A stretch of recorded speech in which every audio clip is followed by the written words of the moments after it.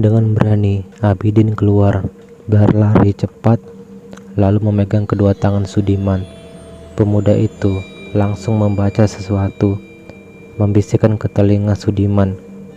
Lelaki paruh baya itu hanya bisa melirik, lalu nyengir. Setelahnya, ia meronta, berhasil melepaskan diri dari Abidin. Ketika hendak dikejar, dari dalam rumah terdengar suara teriakan Juragan Adang dan Bu Sukma. Abidin hanya mampu melihat Sudiman yang berjalan sambil sesekali melompat-lompat. Ya, dasar tidak waras, pasti ada aja tingkahnya. Tetapi Abidin paham, barusan Sudiman marah akan suatu hal, entah karena apa. Ketika sudah masuk ke dalam kamar kedua orang tuanya, ranjang yang mereka tiduri sambil bersembunyi di balik selimut berguncang hebat. "Tolong, siapapun kamu jangan mengganggu lagi," ucap Abidin. Seketika, ranjang tersebut berhenti bergerak. Juragan Adang dan istrinya langsung bergegas turun. Dengan sigap, pemuda baik itu menyodorkan minuman kepada orang tuanya. Bu Sukma masih terlihat cemas. Bahkan setelah kerasukan waktu itu, ia tak mau ditinggal sendirian. Bahkan untuk pergi ke dapur atau ke toilet selalu minta ditemani. "Pak, Bu, coba jujur sama Abidin. Kesalahan apa yang sudah kalian dengan Wigati? Kenapa ia selalu datang dan mengganggu?" tanya Abidin lembut sambil menatap mata kedua orang tuanya. Bu Sukma sudah membuka mulut, hendak memberikan penjelasan, tetapi suaminya langsung menyaut begitu saja. "Bukan cuma kita yang diganggu sama setan Wigati itu, semua warga desa juga diganggu. Lagian kamu betah banget ada di sini. Ayo kita kembali ke kota saja, Din." Abidin menghela napas panjang. Dicecar seperti apapun, kedua orang tuanya tidak pernah mau memberikan jawaban. "Lagian kamu terlalu percaya sama omongan setan. Wigati mati itu nggak ada sangkut pautnya sama kita. Wong dia mati."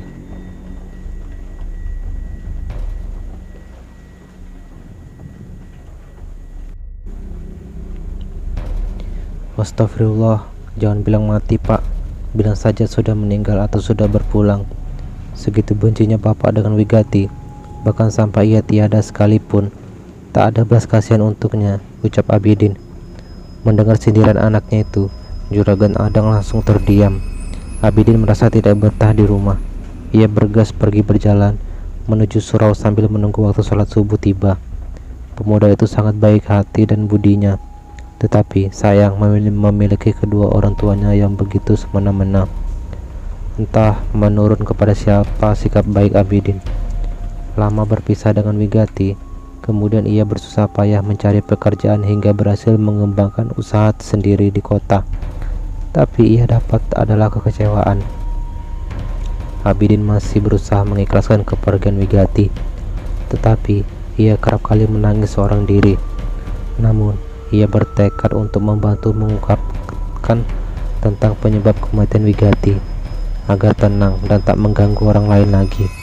Sementara di tempat lain, Ujang sudah menempuh perjalanan yang lumayan panjang, cukup lama juga. Hampir 3 hari lamanya ia bepergian menggunakan transportasi umum yang selalu dioper sana sini saat sepi penumpang.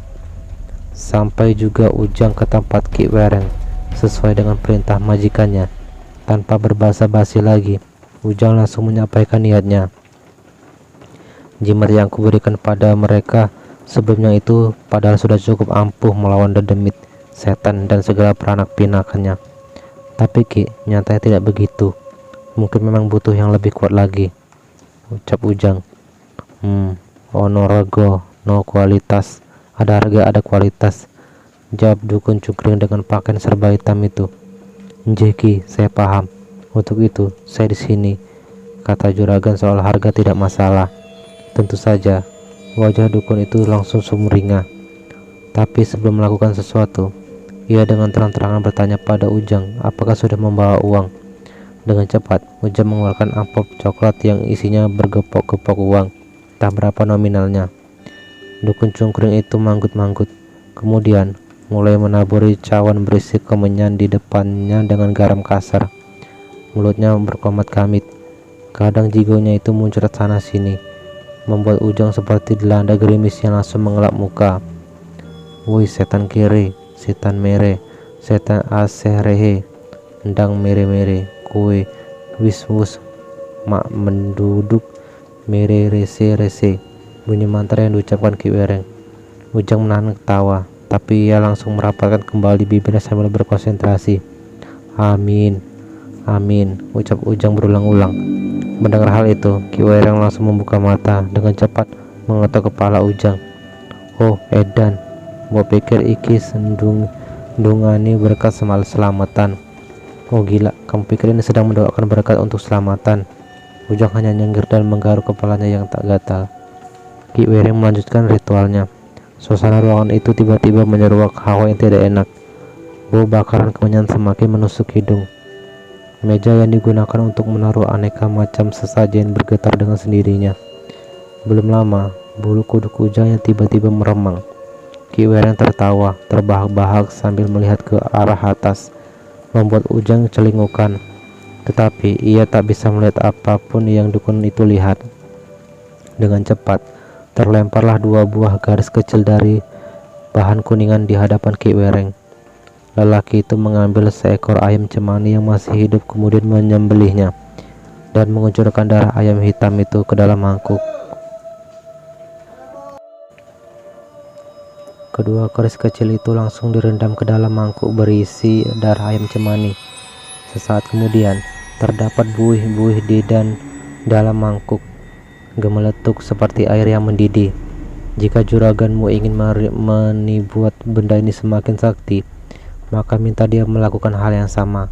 Untuk mantranya akan saya tuliskan di kertas. Jangan sampai hilang. Baik Ki, tapi satu lagi Ngger. Salah satu panggilan sayang untuk anak laki-laki dari bahasa Jawa. Apa itu Ki? Ojo korupsi. Mana amplop sisanya? Ujang nyengir, kemudian menyodorkan 2 amplop tebal lagi di hadapan Ki Wereng. Kemudian ia langsung berpamitan untuk pulang. Tak sabar untuk meminta bonus tambahan karena menganggap bahwa dirinya telah melakukan tugas dengan baik.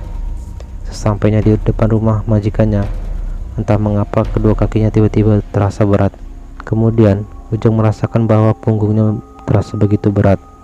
Untuk melangkah tinggal beberapa saja rasanya sulit. Akhirnya ia memutuskan untuk berteriak dari kejauhan. Juragan! Ada membuka pintu sambil membawa cerutunya. Namun seketika ia terbelalak ketika melihat sosok Wigati berada di gendongan punggung Ujang. Lalu di bagian kaki Ujang ada gembolan kain putih bersimbal darah yang menahan langkahnya. Melihat hal itu, Juragan Adang hanya menunjuk-nunjuk ke arah Ujang, lalu masuk rumah dengan berlari terbirit-birit. Ujang merasa sangat heran. Ia tetap berusaha untuk masuk ke rumah itu. Belum sampai ke ambang pintu, Ujang melihat ada banyak sekali orang yang berdiri berjajar di depan rumah Juragan Adang. Mereka semua terlihat memakai pakaian ala kerajaan zaman dahulu. Orang-orang berpakaian aneh itu melihat Ujang dengan ekspresi marah dan tatapan tidak suka. Ujang langsung mengucuk kedua matanya. Pertama, ia masih melihatnya, kemudian mengucuk matanya. Tapi setelah 3 kali membuka mata, sekumpulan orang aneh yang dilihatnya menghilang dari hadapannya.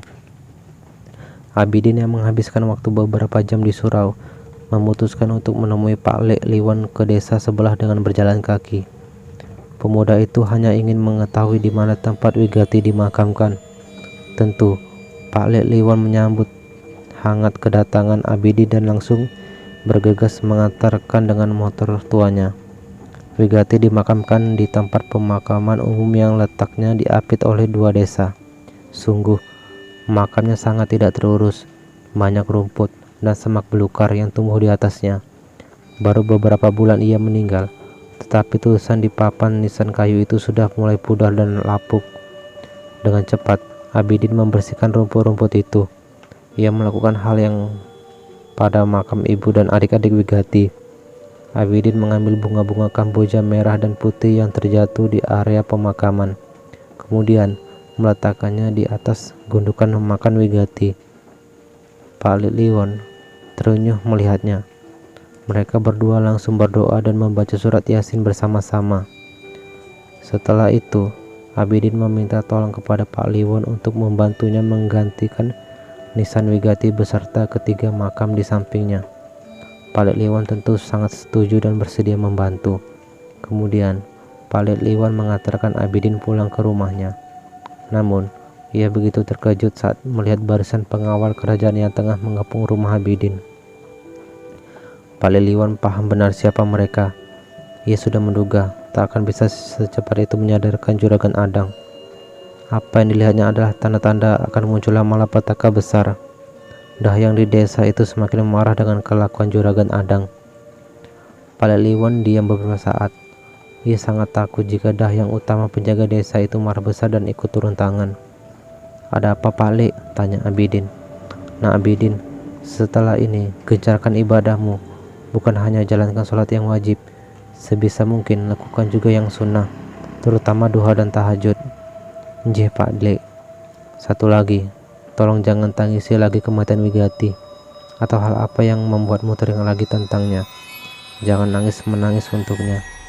Jika kamu ingat dia dan merasa rindu, doakan saja sepenuh hati. Lalu terus belajar untuk ikhlas." Sebenarnya Abidin juga belum bisa memahami apa maksud perkataan Pak Liwon yang terakhir itu, tetapi langsung mengiyakan karena merasa yakin bahwa itu adalah nasihat yang baik untuknya. Pak Liwon mempersilahkan Abidin untuk masuk ke dalam rumah. Sebelum menyalakan mesin motor tuanya, ia berdoa agar Abidin dan keluarganya dijauhkan dari segala mara bahaya.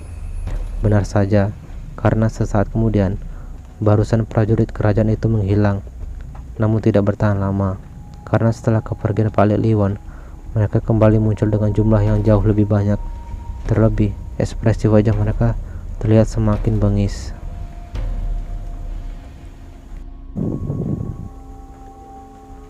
Wajah Juragan Adang pucat saat melihat Ujang memasuki rumahnya, tetapi seketika berubah menjadi ekspresi kebahagiaan karena tak ada lagi hantu Wigati di gendongan Ujang. Lelaki yang masih membawa cerutu di tangannya itu langsung menarik Ujang ke kamarnya. Di kamar Ujang, Adang dan Bu Sukma mengobrol dengan berbisik-bisik karena tak ingin Abidin mengetahui rencana mereka. Walaupun begitu, Bu Sukma lebih banyak diam, tak seperti biasanya. Wanita itu kembali merasakan kegelisahan, tetapi tak tahu apa penyebabnya. Terlebih rasa sakit di sekujur tubuhnya akibat kerasukan waktu itu belum hilang, tetapi harus ditimpa dengan rasa sakit lagi. "Apa yang kamu bawa dari Ki Werengjang?" "Ini juragan," ucap Ujang sambil membuka bungkusan putih yang ia simpan di dalam sakunya. Melihat dua buah keris berukuran mini itu, mata Adang berbinar-binar. Ia begitu senang, bahkan sama sekali tak bertanya lagi tentang nominal mahar untuk mendapatkan kedua benda aneh itu. Katanya, jika ingin lebih sakti, harus sering-sering dibacakan mantra dan dimandikan darah ayam cemani. "Juragan, khususnya di malam Selasa dan Jumat Kliwon," jelas Ujang. Juragan Adang manggut-manggut mendengarkan sambil terus mengagumi kedua keris kecil yang ada di tangannya. Tak lama kemudian, terdengar bunyi pintu kamar yang diketuk, disusul dengan suara Abidin mengucap permisi untuk masuk. Juragan Adang langsung menyembunyikan benda aneh itu di bantal.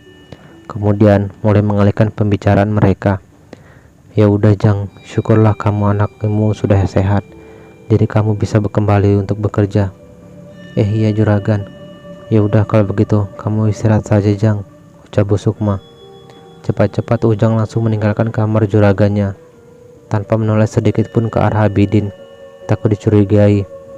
Namun ketika sudah berjalan menuju kamarnya, Ujang lupa untuk memberitahu tentang pasukan prajurit berpakaian kerajaan yang ia lihat di depan rumah. Pasalnya, ia sudah diwanti-wanti untuk tak sembarang bicara, terutama di depan Abidin. "Ada apa Le? Dari mana saja kamu?" tanya Bu Sukma kepada anaknya. "Tadi ada urusan sebentar Bu. Apa kalian baik-baik saja? Karena aku kembali merasakan hawa yang tidak enak di rumah ini. Lebih baik kita harus sering-sering salat berjamaah di rumah ini, biar suasana rumah jadi tenang kembali." Iya, Kamu duluan saja yang sholat, biar bapak dan ibu menyusul. Ya sudah sana, ini sudah waktunya ibu minum obat, ucap Juragan Adang. Abidin menggelengkan kepala, heran dengan sikap bapaknya. Namun ia mulai menyadari perubahan dari sikap ibunya yang belakangan ini jauh lebih pendiam dari sebelumnya. Justru itu yang membuat Abidin khawatir. Kali ini ia tak ingin berdebat, langsung permisi untuk kembali ke kamarnya. Ia berencana untuk mengajak Ujang ngobrol sebentar. Tetapi saat hendak mengetuk kamar pria itu, suara ngoroknya terdengar nyaring. Abidin mengintip sedikit dari pintu kamar Ujang yang memang tidak dikunci. Ujang memang sudah tertidur pulas, sambil sesekali menepuk nyamuk yang mengerumuni tubuhnya. Abidin tak mau mengganggu, karena terlihat Ujang begitu lelah sekali. Ia memilih masuk dan beristirahat di kamar sendiri. Di sepertiga malam, Abidin terbangun untuk melaksanakan sholat tahajud. Berjalan dengan khusyuk dan hikmat, pemuda itu beribadah. Bahkan suara lantunan ketika membacakan ayat-ayat suci Al-Quran sangat merdu terdengar. Abidin, Ujang, cepat ke sini. Bacaan ngajinya terhenti ketika mendengar teriakan Ujang Adang. Masih dengan menggunakan sarung dan peci, Abidin berlari kencang memasuki kamar kedua orang tuanya, disusul dengan Ujang. Di dalam kamar, Bu Sukma terbaring dengan mata mendelik ke atas, apalagi tubuhnya kejang-kejang. Semua orang yang ada di sana berusaha menyadarkan Bu Sukma. Abidin membaca doa di telinga ibunya. Juragan Adang benar-benar kebingungan tentang apa yang terjadi pada istrinya. Tak lama kemudian, terlihat luka memar kebiruan di leher dan tangan Bu Sukma. Wanita itu tak lagi kejang-kejang, juga sesak napas. Dadanya naik turun. Napasnya terlihat begitu berat, seperti tercekik. Abidin meminta Ujang untuk mencari bantuan, tetapi nyali pria itu menciut. Ia berlari keluar rumah, cepat-cepat membuka pintu. Tetapi saat mendengar suara burung cirak, ia kembali lari tunggang langgang memasuki rumah. "Loh, kok belum berangkat?" tanya Abidin. Saya takut, Den," jawabnya sambil meringis. Tanpa menjawab apa-apa, Abidin langsung berlari ke rumah teras, berteriak minta tolong dan bergegas pergi ke rumah Pak Kades. Sudah sekitaran pukul 4 pagi. Abidin yakin pasti ada orang yang mendengar teriakannya. Hanya saja mereka tak berani keluar. Dengan cepat, ia terus berlari ke rumah Pak Kades, tak peduli dengan suara burung cirak yang mengiringi langkahnya. Krak, krak, krak. Sesampainya di rumah Pak Kades, dengan cepat langsung mengucap salam dan mengetuk pintu. Sudah sekitar 10 menit, Abidin mengetuk, mengucapkan salam dan memanggil-manggil. Tok, tok, tok. Assalamualaikum Pak Kades, ini saya, Abidin, tolong buka pintunya. Ibu saya bertingkah aneh lagi. Barulah pintu dibuka. Tanpa perlu menjelaskan untuk kedua kali, Pak Kades dengan pakaian seadanya mengajak Abidin menaiki motor di pagi buta untuk menjemput Pak Liwon. Setelah sampai, rupanya Pak Liwon juga hendak berangkat ke rumah Abidin, karena menurutnya dari awal mulai merasakan sesuatu yang tidak enak. Akhirnya mereka menaiki motor dengan berboncengan bertiga. Abidin membawanya dengan cepat, lalu cepat-cepat turun ketika sudah sampai di depan rumahnya. Berbeda dengan Pak Liwon yang memilih diam beberapa saat ketika tiba di depan rumah Abidin, pria itu kembali melihat barisan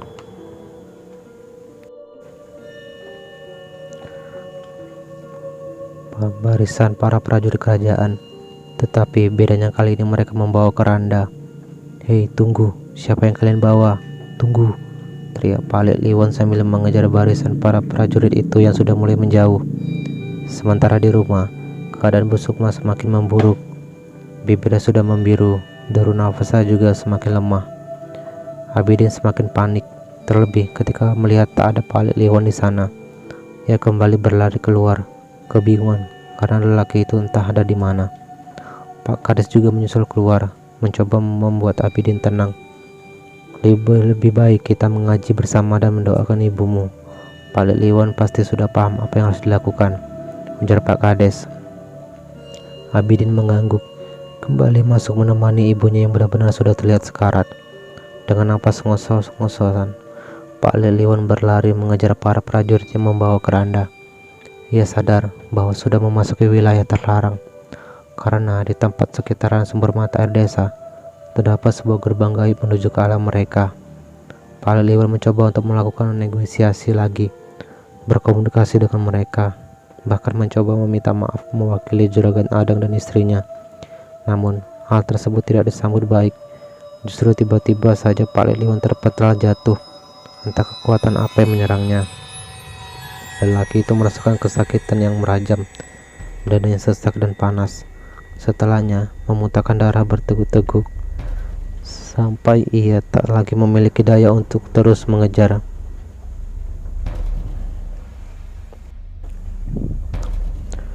Butuh beberapa saat baginya untuk bisa kembali berdiri. Ia benar-benar menyesal karena tak bisa membantu. Pak Liwan berjalan dengan susah payah untuk kembali ke rumah Juragan Adang. Berjalan sempoyongan sambil terus memegangi dadanya. Bahkan, bekas muntahan darahnya masih ada di mulut dan terpecik di bajunya. Saat sampai di rumah Juragan Adang, semuanya terlihat terlambat. Tubuh Busukma semakin membiru, telapak tangan dan kaki yang terasa dingin. Pak Liwan datang dengan kesakitan. Abidin dan Pak Kades yang tadinya sibuk mengaji menjadi bertambah panik. Disitulah Pak Liwan berkata bahwa ia tidak bisa membantu dan meminta maaf berkali-kali. Lalu, tepat pukul 6 pagi, Busukma berpulang. Semua tetangga berdatangan, sekaligus merasa heran, karena kedua mata Busukma tak bisa dipejamkan. Pak Liwan baru menyadari siapa yang mereka bawa di dalam keranda itu. Ibu Sukma sudah dijemput paksa akibat sikap keras kepala suaminya sendiri.